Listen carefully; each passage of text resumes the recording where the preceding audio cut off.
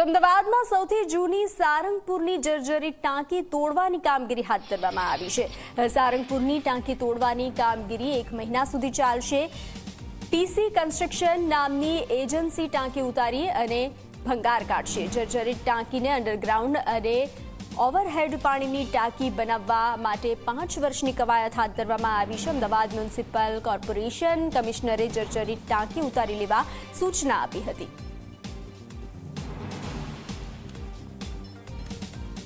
અમદાવાદ શહેરની સૌથી જૂની ગણાતી પાણીની ઓવરહેડ ટાંકી એટલે કે સારંગપુર પાણીની ટાંકીને તોડવાની કામગીરી મ્યુનિસિપલ કોર્પોરેશન દ્વારા શરૂ કરી દેવામાં આવી છે। આપ જોઈ શકો છો ટાંકીની ફરતે બેરિકેડિંગ કરી દેવામાં આવ્યું છે, પતરાની આખી જે ફેન્સિંગ છે તે ઊભી કરી દેવામાં આવી છે। અત્યાર સુધી આ કામ એટલે ડિલે થતું હતું કે પાછળની તરફ જે હેરિટેજ મોન્યુમેન્ટ આવેલું છે તેના કારણે પુરાતત્વ વિભાગ દ્વારા આ ટાંકીને તોડવાની કામગીરીની મંજૂરી નહોતી અપાતી, પરંતુ આખરે તે મંજૂરી મળી ગઈ છે, જેના કારણે તંત્ર દ્વારા જુલાઈ મહિનામાં આ અંગેની જે પ્રક્રિયા છે તે પણ કરી દેવામાં આવી હતી અને હવે કોન્ટ્રાક્ટર દ્વારા આ ટાંકીની ફરતે વિવિધ જે બેરિકેડિંગ છે તે કરવામાં આવ્યું છે, એટલા માટે કે ટ્રાફિકથી ખૂબ જ વ્યસ્ત એવો આ વિસ્તાર છે।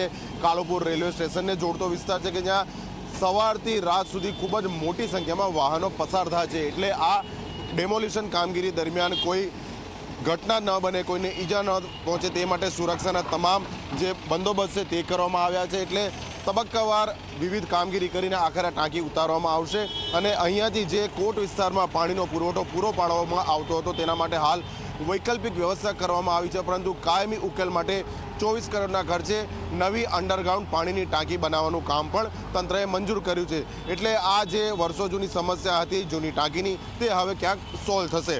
કેમેરા પર્સન મુકેશ ચૌહાણ સાથે અર્પણ કાયદાવાલા, ઝી મીડિયા, અમદાવાદ।